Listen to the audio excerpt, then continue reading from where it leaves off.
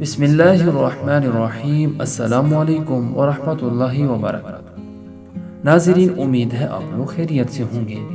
آج ہم حضور اقدس صلی اللہ علیہ وسلم کا وزن مبارک کے بارے میں بات کرنے والے ہیں۔ حضور اقدس صلی اللہ علیہ وسلم کے صحابہ رضی اللہ تعالی عنہ نے آپ صلی اللہ علیہ وسلم سے کہا کہ اپنے بارے میں کچھ بتائیں۔ آپ صلی اللہ علیہ وسلم نے فرمایا، ہاں، میں اپنے باپ ابراہیم علیہ السلام کی دعا اور عیسیٰ علیہ السلام کی بشارت ہوں۔ جب میں حمل میں تھا تو میری ماں نے خواب میں دیکھا کہ اس سے ایک نور نکلا ہے جس سے شام کے محلات روشن ہو گئے ہیں، اور میری رضاعت بنی سعد بن بکر میں ہوئی۔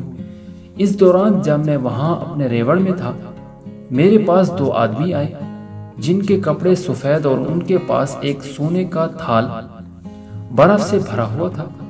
انہوں نے مجھے لیٹایا اور میرا پیٹ پھاڑا، پھر میرا دل نکالا، اس کو پھاڑا اور اس سے سیاہ لوتھڑا نکالا اور اس کو پھینک دیا۔ پھر میرے دل اور پیٹ کو اس برف سے دھویا، پھر اسے صاف کر کے اسی جگہ لٹا دیا تو اسی طرح ہو گیا جیسے وہ پہلے تھا۔